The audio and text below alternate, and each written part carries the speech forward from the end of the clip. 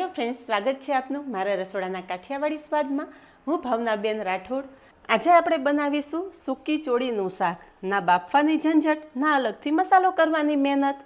Friends, કુકરમાં માત્ર 4 city કરો અને ચોળીનું શાક તૈયાર. તો ફ્રેન્ડ્સ, આજનું શાક આપણે એકદમ નવી રીતે બનાવેલું છે. વિડીયો બિલકુલ સ્કીપ કર્યા વગર જોજો. ચાલો બનાવીએ નવી રીતે સૂકી ચોળીનું શાક. સૂકી ચોળીનું એકદમ નવું અને સ્વાદિષ્ટ શાક બનાવવા માટે અહીંયા મેં અડધો કપ સૂકી ચોળી ઓવરનાઇટ પાણીમાં પલાળી દીધેલી. ચોળી જ્યારે પલાળો ને ત્યારે અડધો કપ ચોળી હોય ને તો એનાથી ડબલ પાણી ઉમેરીને ચોળી પલાળવાની, જેથી ચોળી તમારે સારી રીતે ફૂલી શકે. અહીંયા જુઓ કે હાથેથી કટ કરતાં દાણો એકદમ આરામથી કટ થઈ જાય છે.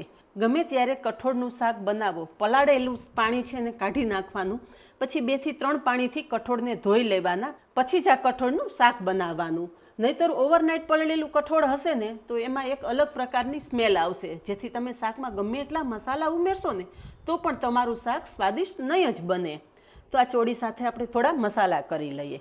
જેમાં મેં એક મીડિયમ સાઇઝની ડુંગળી બારીક ચોપ કરીને લીધેલી છે, એ ઉમેરી દેશું. સાથે 2 મીડિયમ સાઇઝના ટમેટાં પણ ચોપ કરી લીધા છે, એ પણ ઉમેરી દેશું. આ શાકને સુપર ટેસ્ટી બનાવવા માટે અહીંયા મેં 2 ચમચી જેટલું સૂકા નાળિયેરનું છીણ લીધું છે. ચોળીના શાકમાં સૂકા નાળિયેરના છીણનો એકદમ મસ્ત ટેસ્ટ આવે છે, હોય તો ખાસ ઉમેરવાનું. હવે થોડા બેઝિક મસાલા પણ કરી લઈએ. 1.5 ચમચી લાલ મરચું પાવડર ઉમેરશું, 1/2 ચમચી હળદર, 1 ચમચી ધાણા જીરું, સ્વાદ પ્રમાણે મીઠું અને બધા ટેસ્ટને બેલેન્સ કરવા માટે 1 ચમચી ખાંડ પણ ઉમેરી દઈશું. થોડી ખાંડ ઉમેરવાથી શાકનો સ્વાદ એકદમ મસ્ત આવશે. અને શાકમાં રસો થોડો થીક બને એ માટે 1 ચમચી ચણાનો લોટ ઉમેરશું. ફ્રેન્ડ્સ, ખાસ ધ્યાન રાખવાનું છે, ચણાના લોટનું પ્રમાણ આપણે 1 ચમચી જ રાખવાનું છે. ચણાનો લોટ જો તમે વધારે ઉમેરશો ને તો શાકમાં ઉમેરેલું તેલ ક્યારેય છૂટું નહીં પડે. સાથે 2 ચમચી દહીં ઉમેરી દઈશું. આ દહીં ઘરનું જમાવેલું છે અને સ્વાદે એકદમ મોળું છે. ખાટું દહીં હોય તો 1 ચમચી ઉમેરવાનું. બધા જ મસાલા હાથેથી ચોળી અને આપણે ચોળીની સાથે સરસથી મિક્સ કરી લેશું. ચોળીનું શાક તો તમે અનેક વખત બનાવ્યું હશે. એક વખત તમે આ નવી રીતે ચોળીનું શાક બનાવો, નાનાથી મોટા બધાને ખૂબ જ પસંદ આવશે. એટલું મસ્ત આ શાક તૈયાર થશે. અને આ મસાલો આપણે આ રીતે હાથેથી ચોળીને જ મિક્સ કરવાનો છે, જેથી ચોળીના એક એક દાણા સાથે મસાલો એકદમ સરસ સેટ થઈ જાય. અહીંયા જુઓ, આપણી મસાલા મિક્સ ચોળી તૈયાર થઈ ગઈ છે. ચાલો હવે શાક બનાવી લઈએ. તો આ શાક આપણે ડાયરેક્ટ કુકરમાં બનાવશું. ગેસ પર કુકરમાં 3 ટેબલસ્પૂન તેલ ઉમેરશું. તેલ ગરમ થાય એટલે 1/2 ચમચી રાઈ જીરું મિક્સ ઉમેરશું.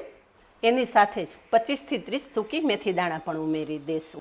ફ્રેન્ડ્સ, મેથીની કડવાશને હિસાબે જનરલ બધા લોકો મેથી ખાવું પસંદ નથી કરતા, પણ શાકમાં કે સંભારામાં થોડી મેથી ઉમેરશો ને તો સ્વાદ તો સરસ આવશે જ, સાથે તમને મેથીના અઢળક ફાયદા પણ મળશે.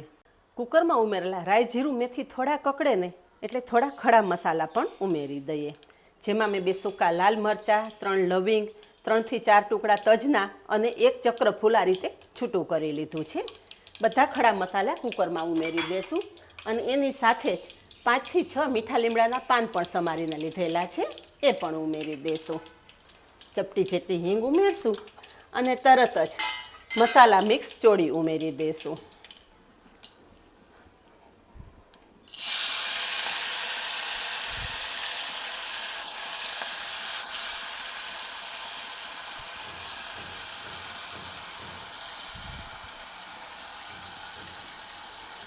ફ્રેન્ડ્સ, ચોળી સાથે આ રીતે તમે મસાલા મિક્સ કરી લેશો ને એટલે ચોળીમાં બધા જ મસાલા એકદમ સારી રીતે સેટ થઈ જશે.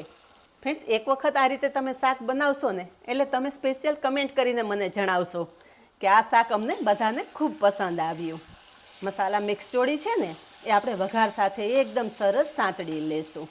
તો જોયું ને ફ્રેન્ડ્સ કે નથી અલગથી કોઈ મસાલો કરવો કે નથી ચોળીને બાફવાની ઝંઝટ. આ રીતે ચોળીને મસાલા સાથે સાતળો ને ત્યારે ગેસની ફ્લેમ ધીમી જ રાખવાની. હું તમારી સાથે ખાલી કુકિંગના વિડીયો જ શેર નથી કરતી, રસોઈને લગતી અનેક નાની નાની ટિપ્સ તમારી સાથે શેર કરતી હોઉં છું. પહેલી વખત જો તમે કોઈ વેરાયટી બનાવતા હોય ને તો પણ તમારી વેરાયટી પરફેક્ટ જ થાય. રસોઈ બનાવવી તો સહેલી છે, પણ અમુક ટિપ્સ તમને ખાસ ખબર હોવી જોઈએ. જેવી કે રસોઈ બનાવવામાં ગેસની ફ્લેમ ધીમી રાખવાની. ફાસ્ટ ફ્લેમે રસોઈ બનાવો ને એ રસોઈ કૂક તો થઈ જાય છે, પણ એ બધા જ ન્યુટ્રિશન નાશ પામે છે. જ્યારે તમે ધીમા ગેસ પર રસોઈ બનાવો ને તો રસોઈનો સ્વાદ પણ વધે છે અને એ વાનગીના અનેક બેનિફિટ પણ મળે છે. તો અહીંયા તમે જોઈ શકો છો કે ચોળી મસાલા સાથે સરસ સાંતળી લીધી છે. આ રીતે ચોળી મસાલા સાથે સરસ સંતળાઈ જાય, શાકમાં ઉમેરેલું બધું જ તેલ છૂટું પડી જાય, એ પછી આપણે અડધો કપ ચોળી પલાળેલી, એની સાથે આપણે 1 કપ પાણી ઉમેરશું. કારણ કે ચોળીનું શાક આપણે વધારે રસાવાળું નથી જોતું. મીડિયમ થિકનેસ સાથે આ રસો તૈયાર થશે. અને અહીંયા તમે જુઓ કે કુકરમાં પાણી ઉમેરતા જ શાકમાં ઉમેરેલા બધા જ તેલ મસાલા આ રીતે ઉપર આવી ગયા છે. હવે કુકરનું ઢાંકણ પેક કરી દઈશું. ગેસની ફ્લેમ આપણે એકદમ ધીમી રાખશું. અહીંયા જુઓ ફ્રેન્ડ્સ કે કેટલી સ્લો ફ્લેમ રાખેલી છે. અને માત્ર 4 સીટીમાં તમારું શાક તૈયાર થઈ જશે. કુકરમાં 4 સીટી થઈ ગઈ છે અને કુકરની હવા રિલીઝ પણ થઈ ગઈ છે. ઢાંકણ ખોલી અને જોઈએ. વાવ, જુઓ ફ્રેન્ડ્સ કે પરફેક્ટ રસા સાથે આપણું આ શાક તૈયાર થઈ ગયું છે. અરે ના ફ્રેન્ડ્સ, આ શાક તૈયાર નથી થયું. આ શાક પર આપણે એક સ્પેશિયલ વઘાર પણ કરવાનો છે.